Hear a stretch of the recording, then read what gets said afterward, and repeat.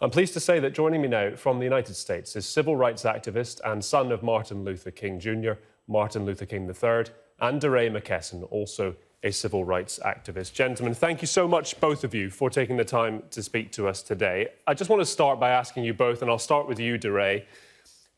The America you wake up in today, and you see a tweet half an hour ago from the president saying the National Guard has now arrived. They are fully prepared. George Floyd will not have died in vain. Respect his memory. I mean, can you encapsulate how you feel about what you've seen in the last 2 or 3 days?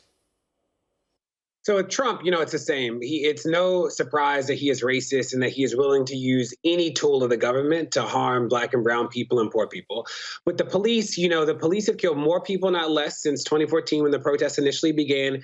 And remember, a third of all the people killed by a stranger in the United States is actually killed by a police officer. In March and April of 2020, the police killed at the same rate in March and April 2020 as they did in March and April of 2019. So even a pandemic wasn't enough to stop the police from killing people, even though people were home. It was a lockdown. It was quarantine. So when I think about Minneapolis, I'm mindful of that. This is one of the cases that got caught on video. Thankfully, there was video, so hopefully there's some accountability. There have been 400 shootings by police that have been fatal alone in 2020. There's a long road to go. When we think about the violence, I'm mindful that it was the violence of the police that caused the unrest in the street.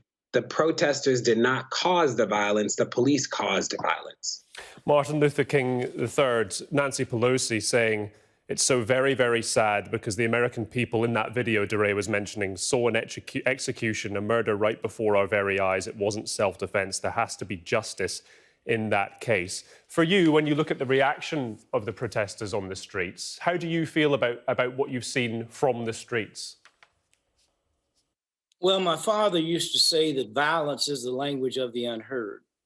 And so while I certainly do not condone violence, I understand and emotionally feel for what people are going through. Because at some point, it's beyond what enough is enough. I mean, the injustices that we see, if my father and his team experienced this, 50, 60 years ago. So why have we not become a different society? Why have we not figured out how to address institutional racism? This is institutional racism.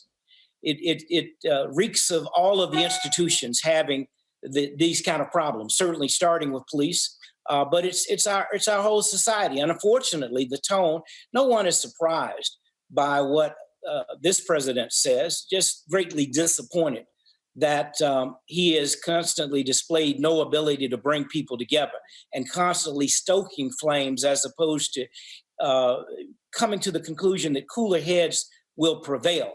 Justice has to occur. These officers should be arrested, should have already been arrested. It's hard to understand why they're trying to manufacture a case. Why do you need a case when the world saw this injustice occur, saw this man killed on television? And we've seen this again and again in communities of color and in the African-American community in particular. So enough is enough. And yet there has to be some kind of institutional change before we see something different, like sensitivity, human relations, diversity. And this kind of training needs to begin in the school system, in kindergarten. And maybe we'll have a different result at some point.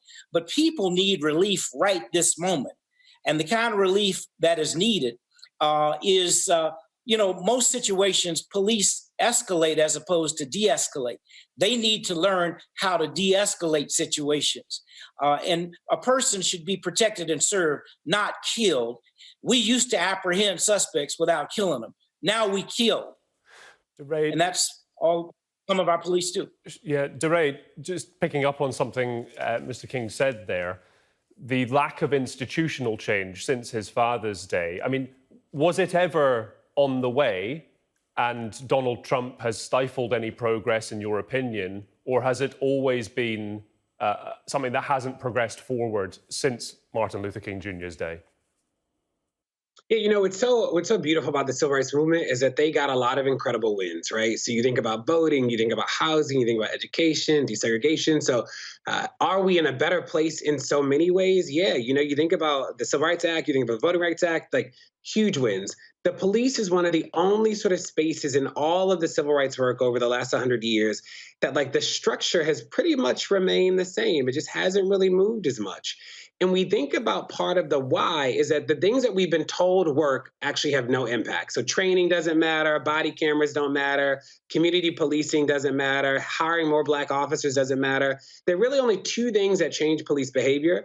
The first is rules around when they can use force or not, and the second is rules around accountability. Minneapolis is a great example of both of them.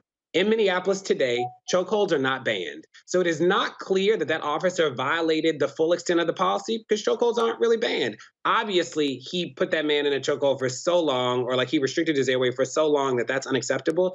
It's not clear that that's unacceptable based on policy. And the second, when we think about accountability, in Minneapolis, half of police officers who are fired are rehired.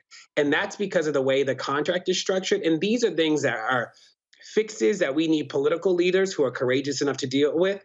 In Minneapolis today, the police chief and mayor could ban chokeholds today. They could do it. It would take no vote, no nothing. They could do it. They choose not to. And that's what we see all across the country, the lack of courageous leadership in office. Martin Luther King III, we had a Republican strategist, Peter Lumaj, on earlier, who said what he was seeing in Minneapolis is not civil disobedience and peaceful protest, which is protected under the Constitution. And he was making the argument that Donald Trump is reacting to local authorities, pointing out they are mainly Democrats, not acting fast enough, so the federal government has to step in. And looking at Donald Trump's Twitter, he's probably making the same argument.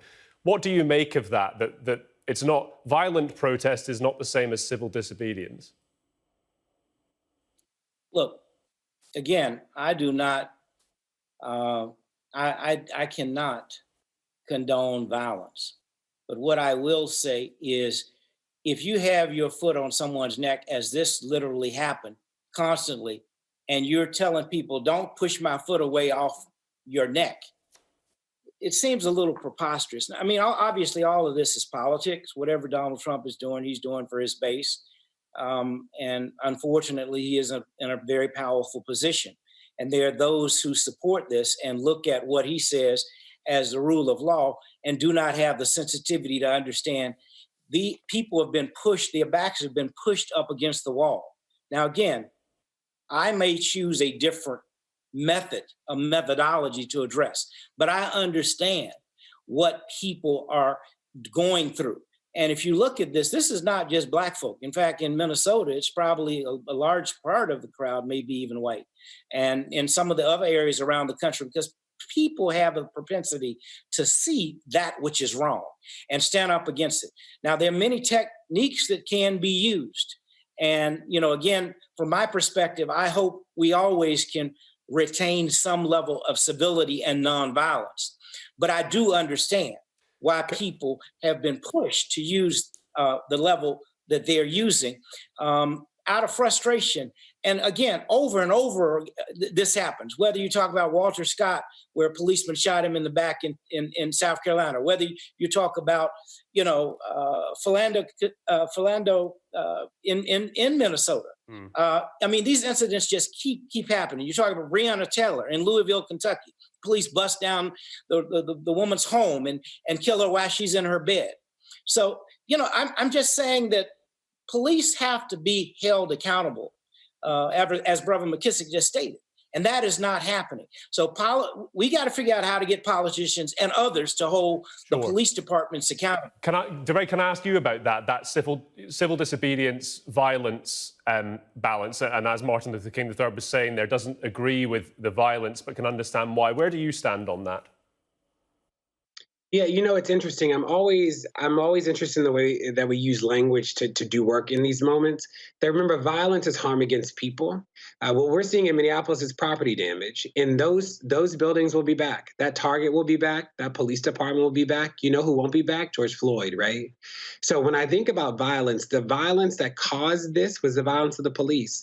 The violence that I've seen was seeing a white officer put his foot on the neck of a man for 9 minutes. That was violence. And Deray, can I just ask you your own personal history of being involved with protests in the Black Lives Matter movement? I think if I'm right, you have a case that's coming sometime to the Supreme Court, which has big ramifications for the rights to protest. I mean, how do you feel about what you might see depending on the outcome of your own case? Yeah, so it's a good. So I was in the street in St. Louis and Baltimore and Charleston and a host of other cities. Uh, you know, the case I do have a case before the Supreme Court because an officer got hit with a rock when I was out in the street and I got sued, and the lower courts found that I could be held civilly negligent for him being hit with a rock. So we are appealing to the Supreme Court. It's the first case about the right to protest since the civil rights movement that has made it this far. So we're going to hope that the Supreme Court hears it. But, people have the right to be upset, and they certainly have the right to be civilly disobedient. And again, like what we're seeing in the street in Minneapolis is property damage. It is not violence. The violence that caused this was the violence of the police. OK. Just a bit more time. Mr. King, to you finally. Would the re-election of Donald Trump, I'm assuming you would say it would make things worse, but if he wasn't to regain office, will that fix the problem in some respect, or is the damage so deep that a change of president is not enough? I don't think it's just to change the president. I think it's there are institutional changes that have to take place. What we know is if Donald Trump continues to operate like he's operated and is not going to change, which is probably the case, then certainly he is not going to be the answer. But we do need to change leadership. But we also need to understand, Victor Hugo used to say, wherever there's darkness, crimes will occur. But the guilty one is not merely he who commits the crime, but those who create the darkness. These institutions in this nation, many of them are creating the darkness, and they have to be reformed and changed. And that entails some accountability that has to happen. And yes, we do need a leadership change as well.